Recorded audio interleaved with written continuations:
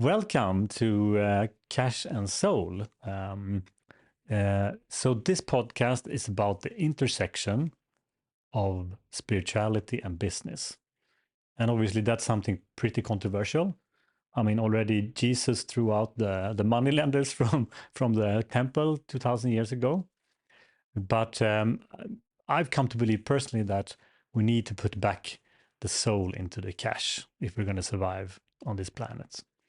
And so the idea of this podcast is to invite some very successful businessmen and women and talk about their spiritual development also and how it impacted their careers and also how they think it should impact the world. And I'm really happy to have Anna here, Anna Bråkenhielm, who is a dear friend, but is very well known in the Nordic for actually having brought in the reality formats through Robinson or Survivor, as it's called in the US market, and as head of Strix Television, she's been a major force in the Swedish media industry for a long time.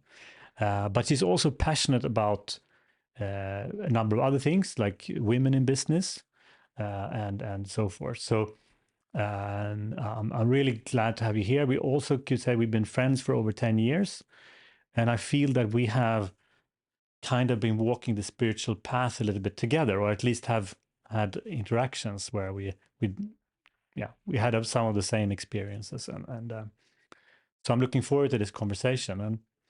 And I thought I'd open up, Anna, with asking a little bit about what is spirituality for you? What is it for you? First of all, thanks for having me here. And spirituality for me started at a very early age because my grandfather was a priest. So I'm brought up in a quite, spiritual surrounding, going to a church a lot and believing in angels and God and Jesus and all that. Okay. So it came very early into my life, and I also connected very much with the nature because I'm brought up in the countryside, in the middle of a Smålnd forests. And I remember as a child when I was out in the nature that I felt that the trees and the grass and the nature had some kind of spirit. Oh, wow. So already that early. And how has it manifested itself in your development as a teenager and then later on in kind of grown life? It's the coin always have two sides. It's also something that were following me with lots of guilt and shame that I think comes very easily with Christianity. And you are going to the church and you are not allowed to use swear words and things like that. And if you did something bad, you would always be punished immediately. And if you don't work hard enough or perform well enough, something bad will happen to you. Yeah. And I think that was always following me, and that I was struggling quite hard to be good enough and with low self-esteem, etc. So I think I lost a little bit of the good parts of the spirituality I had as a child. Yeah, okay. And it sounds like you had a pretty, it was a pretty strict regime that you were brought up under, the kind of Christianity. When did you kind of make a little bit of a kind of, when did you look at that and kind of reevaluate it? At what time in your life? What time did you reevaluate your Christian upbringing? I think I did that quite early. I always have some kind of rebellious side in me, and we went to all the different churches you could find in the village where I brought up, and we were sitting in the back laughing and making jokes, etc. But it was the only place you could go as a child and a youth to meet other people, but already there starting to do a little bit of stupid things and trying to also break the system. And also in school, I remember that I was all the double side, trying to study and be a good student. At the same time, I wanted to hang out with a cool, more noisy people and make trouble. So, Mm-hmm. and I don't know if it was so strict. What I remember from my grandfather, he was very, very, very kind. And still I see him as one of my biggest mentors in my life, even though he passed when I was only 8 years old. When he died. Yeah. So it was not a really tough and strict Christianity. It was more, I think, a little bit more a combination with a Lutheran, Protestantic, Smålnd, typical upbringing that you should always work hard. So it's difficult for me to see what came from the church and what came from the rather tough circumstances in the forests of Smålnd, where everybody had to work so hard to achieve things. Yeah, because that's one thing I always notice with you. You have a very strong drive, right? And where do you think the drive comes from? What is it for you? Yeah, nowadays you learn that everything is genetic. Okay. I don't know. I think my mother has a very strong drive, and I've always seen her busy.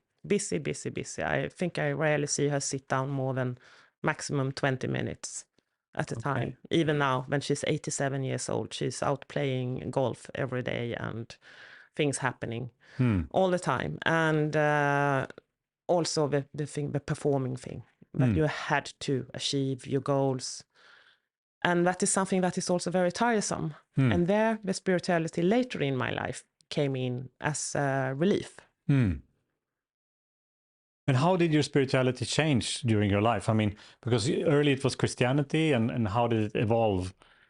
I sort of lost it. I've been married twice with both my ex-husbands were 100% atheists. Okay. So it was no more church going. Okay. And so I'm also diving into work, and all the years I have behind me working really, really hard and running companies and leaving companies, starting new businesses, etc. I have sort of lost it during from my 20th up to I was like 45.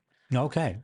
And then so for 20 years, 25 years, you didn't have any spiritual connection, or? No, not much. And how did that make you feel, or what kind of, how did it make you, how was your life different when you didn't have this connection? I think my focus were completely elsewhere, with having family, running companies, and just try to have time for anything else. And also been all my life very much involved in horses and horse riding. So the little spare time I had, I spent with horses. And that is sort of another kind of... That's another kind of spirituality. Yes, it is. Yes, it is. I would say, I mean, the horses are very spiritual. Yeah.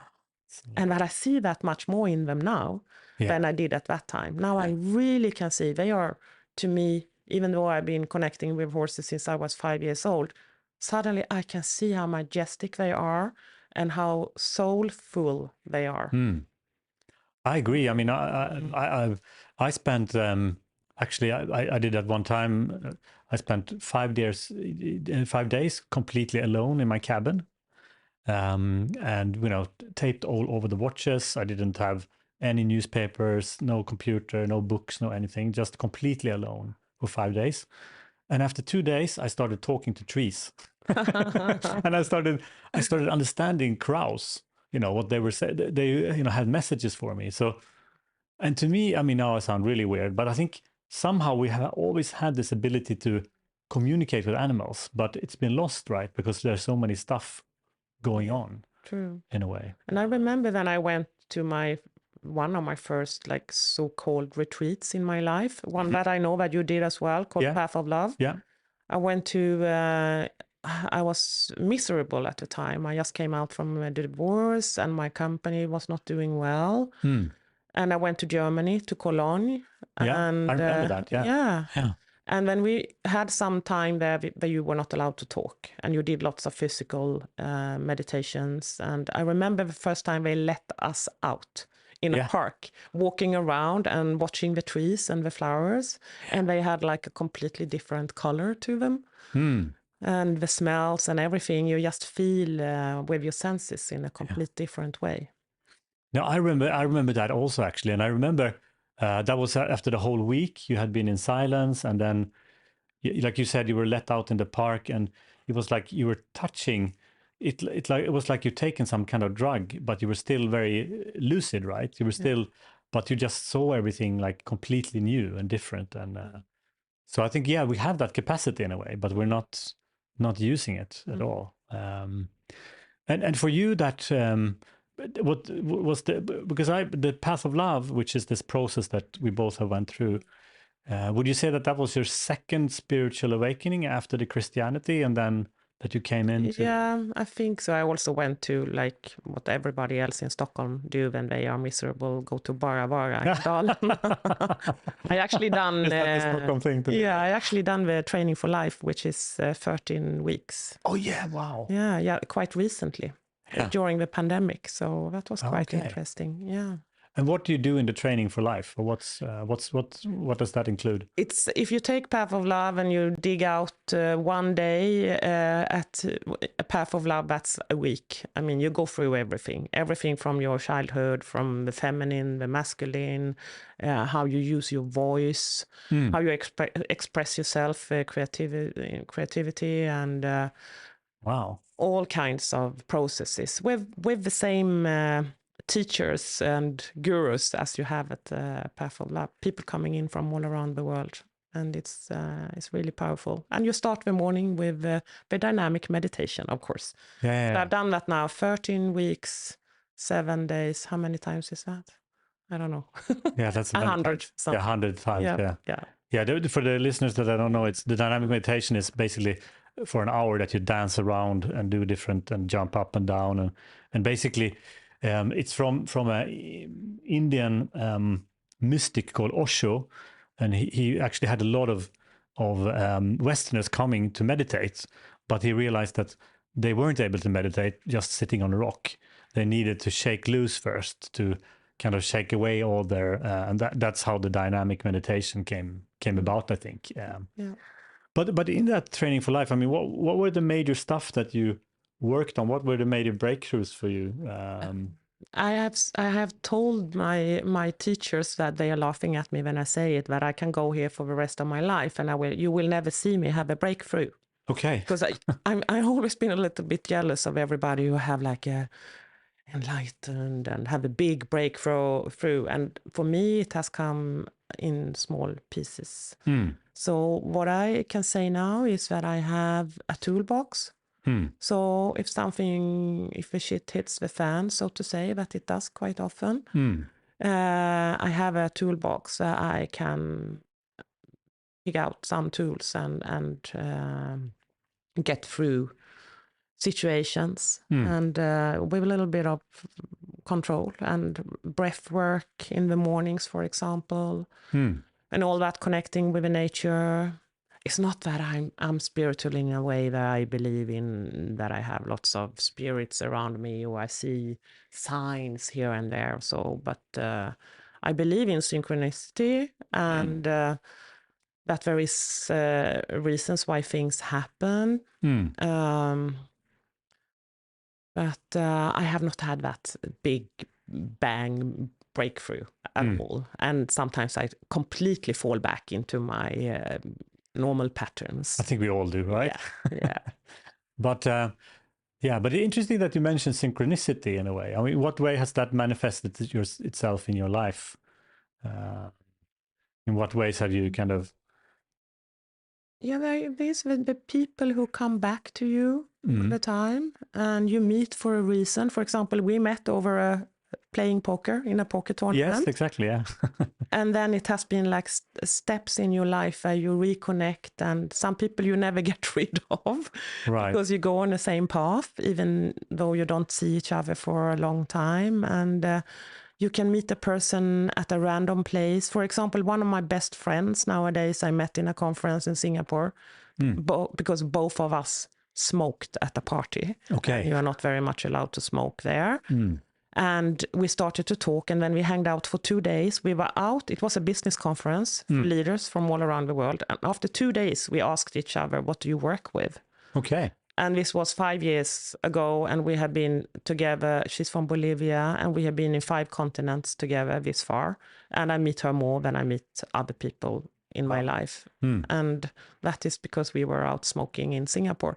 And then also, if you are a bit alert, and if you, for example, we talked about earlier when we came out from Path of Love, and you saw the nature in a different way, you see one thing, and then your senses are awake, and then you continue, and then something more happen, because you have opened that path in your brain, and you can see things and patterns that you normally don't if you are not awake. So yeah, exactly. No, I really I agree, and I really feel that sensing is one of the abilities you really can develop when you're on the spiritual path, that you kind of. And do you have any examples of when you made decisions that were made, or that through the sensing ability or the synchronicity, or do you have examples from that from your life? I need to think a little bit about that. Can you tell me maybe an example from your life while I'm thinking? Yeah, absolutely. I mean, I can tell you. I mean, one thing that, I mean, before I had my kind of awakening, I could never commit to a woman. So I was always writing, lists like pluses and minuses, okay, she's good in bed, good in food. I was always trying to make the decision in my head. And I could never commit to a woman, and I was 40 years old. And then I met, as you know, my now wife, Teresa, on an airplane. And I knew right there and then she was for me. But not only that, I had this experience when, so I had just buried my father. And we had this huge concert in Oscarskyrkan because he loved the Requiem, Mozart's Requiem. And I had just put together Mozart's Requiem. And I was completely drained after that experience. And I said to Teresa, and we had by that time been together for like 6 months or something. And also she was living in Norway and I was living in Sweden. And I said, I need to take a break. I need to go out in the archipelago and just be by myself. And I did so. And I had just come out to my house in the archipelago, just taken up the first beer, just taken a sip, and I get an SMS. And it's from Teresa. And on the SMS, it says, maybe not SMS material. And it was a picture of a pregnancy stick. So she was pregnant. Wow. And this was me. So in that split second, I was like, wow, okay. Because of course she already had a child. She was living in Oslo. So that meant this was like a complete, atomic bomb on my life, right? I knew that in that second, that if I'm going to have that child, it's going to be, but I knew in that second, I knew I was going to have that child. Yeah. In a split second. It was like a deeper understanding that just came from beneath. And me, who's never been able to decide about any woman in my life, for 42 years, suddenly I made that decision in one split second that I was going to have that baby. So for me, that's, that's that inner knowing. Some people needs a big punch in the face to make decisions. Exactly. But I think there is that inner knowing of that type of, and I have had since I had my awakening, I've had several of those moments where I made this crazy decision, but this was a decision that completely changed my life. I mean, I changed country, I changed career, I changed, but I made that decision, and it was proved to be one of the the best decision I made in my life. But all my friends were like, "What the hell is he's throwing away everything he has in Stockholm." So I think that's the type of moment I'm talking about. It doesn't have to be so dramatic, but it can also be just you're sitting in a meeting and you're sensing that this person is somebody that I'm going to have a lot of relationship with later on, and we're going to do stuff together.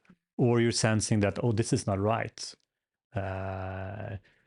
this is not right for me. Do you know what I mean? So Yeah. that's I remember one thing I did actually that has to do totally with work life, but I've been CEO for 10 years at Strix Television, and we were super successful, and I was a little bit bored because I felt I wanted to learn new things. And then suddenly the CEO of TV4, the biggest commercial TV station in Sweden, asked me if I wanted to become the program director, the head of programs. And I felt, yes, I want that. And then he told me, it's between you and another person. That's the only two candidates we have. And I was waiting for weeks and weeks, and I really wanted to have that job. And then one day he called me after 2 months or so and said that he had choose the other one. okay. And exactly the same second when I put on the phone, I emailed my boss at Modern Times Group and resigned and told him I don't want to stay anymore. Because I felt that if I wanted this other job so much, it's time for me to move on.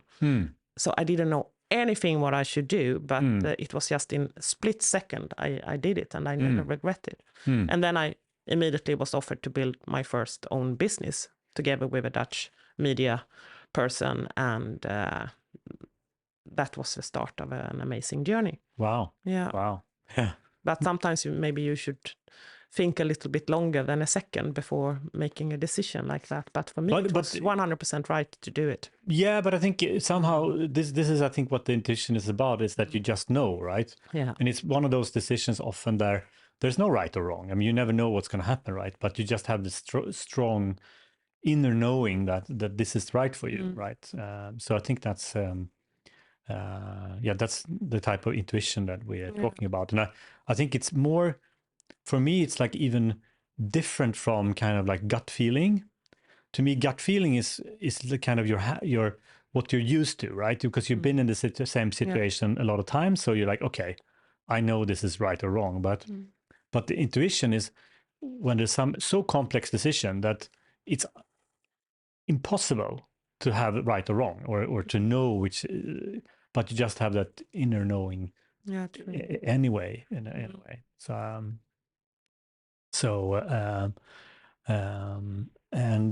Okay, it's so you've been to Path of Love. I mean, I know that, and you did some. What other stuff have happened to you in your life, or what other things were important for your journey to more, increased consciousness? What other things have happened in your life that helped you? It's also the life-changing things that happens to you, to go through a divorce and be had to split up a family when the kids are only 10 and 11 years old. It's really tough and life-changing. And also now I'm a stage in my life where my kids are moving out. So they are 20 and 21, and I'm starting a life by my own. For the first time ever, I'm moving into a new apartment in Stockholm by myself. Yeah. And it feels actually really, really good. Okay. And I have learned, luckily I also have a place I have a farm in the south of Sweden where I have horses, and I can connect to my countryside personality. And I have discovered that I really like to be alone. Okay. Of course, I have dogs, etc. around me, but alone, no other humans. Yeah. So it's so good to have a combination in my life. I go up to Stockholm, I work now with a TV project for Netflix. So I'm very busy in the editing procedure. And then I have people around me all the time. And then I can't wait to go back to Skåne. And then I'm there. Of course, I have friends who also live there. But I have this urge to be alone, to make a fire, sit there, listen to something, and just have the dogs around me and the nature. And there I feel very connected. And Wow. yeah. And I don't know if you want also to talk about psychedelic and things like absolutely. that. Maybe Go that's ahead. important in this podcast. Yeah, absolutely. Yeah. I have studied a lot around that. Also with my Christian tough upbringing in Smålnd, I learned that everything that was not alcohol was drugs, even alcohol, super dangerous. Yeah. And so very late in my life, I discovered plant medicine and also, that is also some kind of synchronicity, because I'm not like kind of hippie, shamanistic kind of person. Right. So I happen to be a member of a big international business organization that I mentioned before, this Singapore thing. The YPO. Yeah. Yeah. And there I connected with people who were doing research about psychedelic and mental health. So then it was like two worlds that I could connect with. So they are funding lots of research at the Hopkins Institute and all the work that is done with psilocybin to help people with post-traumatic stress, etc. And I have even organized some seminars here in Stockholm with people from the Swedish big business leaders with research about this area, because I think it's super, super interesting. And I have also participated in some very structured events in Holland with psilocybin, with doctors and psychiatrists close to you. Would you like, I mean, both of us, obviously, I know both of us have had some pretty intense psychedelic experiences. And do you want to share something of that, or one or two kind of experience that you had in the psychedelic realm? I think it has been very important experiences. And also, again, it's open up new parts of your brain, your soul. What is the brain? What is the soul? I don't know, your consciousness. That opens up, and suddenly you realize things that is like a complete aha moment. And so there I have had big breakthroughs that I have not had with only meditation. But these things goes very well together. And it's not that I believe, not even there, that it's some spirits or ghosts coming and tell me things. I know it's my own. It's your own knowing. Exactly. Knowing that suddenly I remember. For example, I was, when I went to this thing in Holland, I was suddenly in a place from my childhood that I have totally forgotten about. And that was the riding school in Vetlanda in Smålnd, where I was from I was 7 years old until I was 15. And I always felt like an outsider. I was a little bit bullied, I think. I was scared. And still I had such a big longing to be with the horses. So I went there day after day after day. And during this session, I remembered every name of a horse from the 70s, the name of their fathers and mothers, and the girls who worked in the cafeteria, and every single little piece of a whole place. And I remember, and then I realized I have shut the door to this world, because it was painful, scaring, and also very much it defined me as the person I am today. And then I understood how deep my love for horses are. And then I also could justify why I have spent all the money I earned on selling companies to build a farm and buy horses. So it was sort of pieces that connected. So I understood how big this drive and longing was for me, that I endured all the pain and the bullying and everything during all these years. And also that I had shut that door. That you... I have not remembered it. And suddenly it was there. So it really made sense for me. It resonates a lot with me. I mean, I'm the same thing. I mean, I'm always amazed on how much people remember from their childhood, because I don't remember much at all. And I think during this psychedelic experience, you can go back.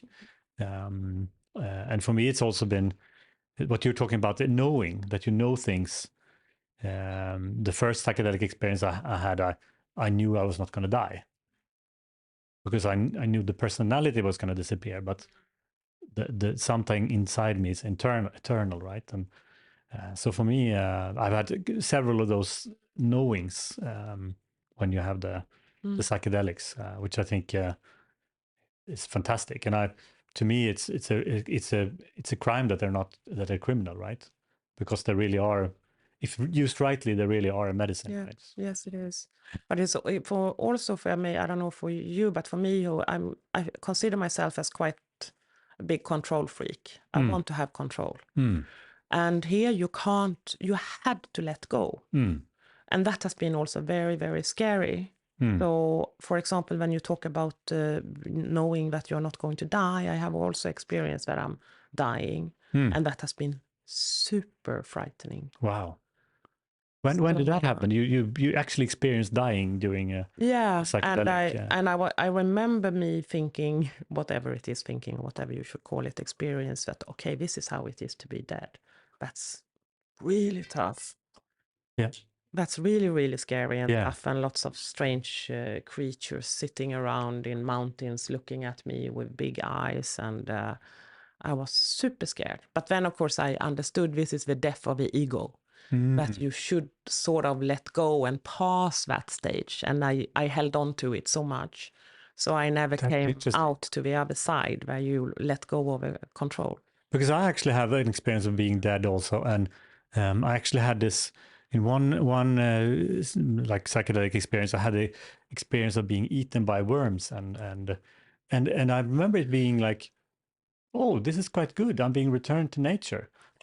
Wow, good for you. So that was quite. I mean, and it was like, okay, no, I'm being eaten by worms, and that's okay. And it was kind of a funny. So yeah, I think it can really give you some perspectives, right? Really cool. You have definitely let go of your ego. I don't know. I don't know about that. I mean, I think it's. I think it's the whole letting go of ego.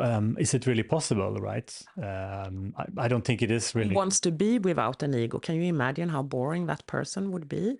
So just sits and being totally happy all the time, happy, go lucky. No, but it's a really an interesting thing, because I think that's also comes back to spirituality and business. Is because the whole idea is that can you both be like spiritually enlightened and be active in the business world? Are those things compatible? Or are you, because you become spiritually enlightened, do you have to sit on a rock and meditate and just be content, and being in the now, blah, blah, blah? Or is it possible to build a company while being spiritually? What do you think? I mean, is it possible to do both? Yeah, I hope it is. I think, to be honest, most people, business people who have become spiritual, they have already sold a lot, earned a lot of money, and they can now spend time doing it. Yeah. And then you have the other part of spiritual people who never earned any money and who are super happy just sitting around and being holy, so to say, sometimes. So I think it's very, very good now that you can see that more and more business leaders and companies are embracing this new, so to say, spirituality, and let their colleague, if you are a big leader and you decide to have all your colleagues are allowed to go away for meditation retreats, and then that you start with these things in companies, it's super important, and it can change a lot.